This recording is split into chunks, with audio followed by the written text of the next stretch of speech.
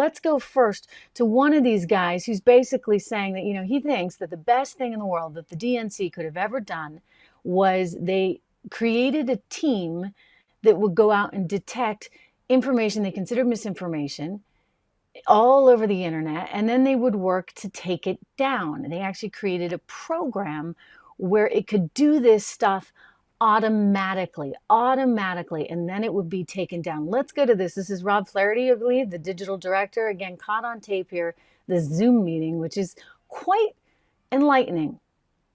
One of the smartest things that I think the party did itself was over the last couple of years, they actually invested in a team that Tim runs, and you'll hear from Tim, to detect and track misinformation and misinformation narratives in the sort of various corners of the internet, and then actually go out and flag it to platforms as a violation of their policy.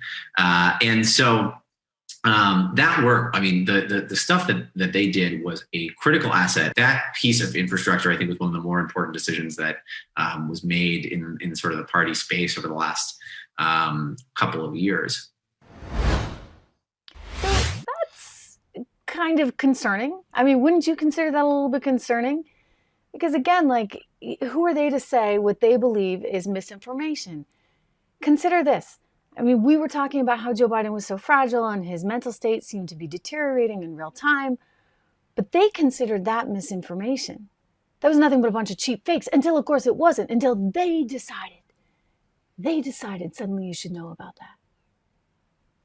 Well, that is kind of alarming. But look, we lived through it. And here's this lady who's on the call with them, Becca something, talking about, this was part of the misinformation that was circulating. All that stuff about the decline in Biden's mental acuity. Listen to her say this, guys. We saw a huge amount of volume and a lot of impact on narratives like Joe Biden was being manipulated by the radical left and disinformation around his mental acuity. Okay. So I get it. It's misinformation when they don't agree with it or it's hurtful to their political campaign. But if they actually deem it appropriate and necessary, they'll lean in and they'll lean in hard. And that's exactly what they did with Joe Biden. They took the guy out. That was a good old-fashioned coup. Any which way you slice it, that was a coup, ladies and gentlemen. They took him out. They decided when it was okay to do that. So suddenly you could get through. It was no longer the censorship of before. But this was going on over on Facebook, where we are live right now. So we hope this is coming to you on Facebook. But let's see the email that was sent by Rob, the guy that you just heard from, talking to his Facebook friends. And he's all freaked out, actually, about a couple of my former colleagues. Lord knows what they had to say about me back during March 2020 when I was calling out some of the shutdown stuff and the COVID stuff. But anyway, this is the guy who's the director of digital strategy for the White House, Rob Flaherty. And he writes in this email, since we've been on the phone, the top posts about vaccines today happens to be Tucker Carlson saying they don't work. Yesterday it was Tomi Lahren saying she won't take one because she was sort of making the point that it's her body. She can make the decision, right? Which actually I've heard from the left before.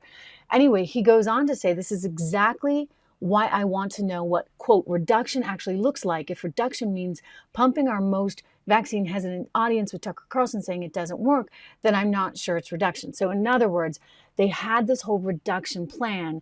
And then when companies weren't following it, then it became a problem. Now, on the one hand, sure, Facebook's a private company. They can have whatever they want on their platform, and they have certain rights to say, we don't want this, that, or the other, unless we actually decide to think about it differently and say that, the internet that they're operating on is really just information highway stuff, and they have to keep those roads open, in which case we can have that discussion, right? And I think that's a worthwhile discussion to have as well. But we know they're a private company. Here's the thing. The government has no right to jump in like that. The government has no right to jump in like that. And that's where you're starting to see a lot of trouble, because we do have this little thing called the First Amendment, even though some people in the Biden-Harris White House and the new VP pick don't want to honor it. This is incredible, guys. Tim Walz was caught on tape. We've got the, good thing about the internet, good thing about tape is we still got it. Here he is. I want you to see this soundbite of him basically saying that you don't have a right to share information if it's not correct information or if it's disinformation. Remember now, these are the guys that are deciding what's right, what's not right. They were the ones that said it was misinformation and disinformation and nothing but a bunch of Russian you-know-what to go after Biden on his age or mental acuity. Well, here's none other than Kamala's pick saying you don't have a right to your First Amendment. I think we need to push back on this. There's no guarantee to free speech on misinformation or hate speech, and especially around our democracy. And this is going to be the team in charge? Are you kidding me? We have to be really careful about this slippery slope. You have none other to look down to our southern neighbors there in Venezuela. I've spoken with sources on the ground who tell me they worry that the country is on the brink of civil war there.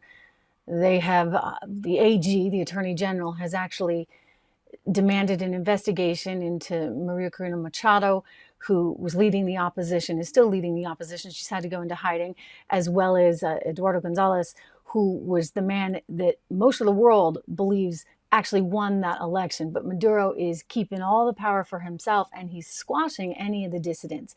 He's not allowing any of that information to come out. When I see the guy who might be the vice president saying, oh, you don't have a right to that information, and I see that the digital team from the Biden White House was actually trying to shut down the narrative that Joe had gotten a little too up there in age and was not maybe the spring chicken he once was, and his mental acuity had started to deteriorate. The fact that they were trying to suppress that story until they weren't, I mean, come on. This is pretty alarming stuff, I just got to say. And it's one of the reasons why we have to be really, really, really careful just exactly what we get ourselves into in this moment in time. It's actually one of the reasons why I created my own company, 76 Research, alongside a longtime, very dear friend, Rob Horton, who's a brilliant stock picker, by the way, just absolutely brilliant. In fact, I was looking at our model portfolios. I looked at them, actually. I'm here in Ireland, and I'm way ahead of you on the time zone, which is 5 hours anyway. So I'm looking at all the futures market and all the stuff that's going on market wise from this side of things, and obviously a little bit ahead of the curve because of the time right now.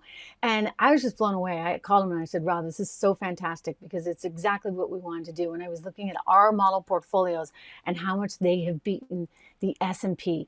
It's really pretty extraordinary, but I wouldn't steer you wrong. And Rob has been a longtime friend, and both of us have spent a good amount of time talking about sort of the inequity in the system and how lacking we are, or just everyday folks are, of real research that has some integrity and that is really designed to help you over a long period of time really create real wealth. I mean, this is wealth formation. And I don't care. I know that, you guys are like, oh, I can't do this. I don't have any extra money to invest. I'm telling you, I don't care what it is. If it's just $5 a week, think about just putting $1 a day. Hey, we got you up to $7, right? A week into a smart investment portfolio. This will pay off for you in the long run. Look, inflation is going to keep going up. I think that's pretty much guaranteed, especially if the Fed cuts rates again. We can talk about gold in a minute again for that reason. And so in this sort of very trepidatious and uncertain economic environment, you want to make sure that you are taking care of yourself and your family. So go over to 76 Research, 76research.com. Look at the model portfolios, 10 to 15 stocks in each one of them. You can get all that research at a fraction of the cost of what it would be honestly, this model is totally different what we're doing, because typically in the financial research industry, you spend tens of thousands of dollars on an analyst like Rob and you get his report. And I said, forget that. You know what? I have this wonderful group of people that so deserve this. And we need to do what we can to help people. So why not just give it to everyone cheap, and we'll just completely upend the whole model. So that's my intention. That's what we're doing. And I'm proud to say our model portfolios are way up. So that's some really, really good news in light of everything that's going on.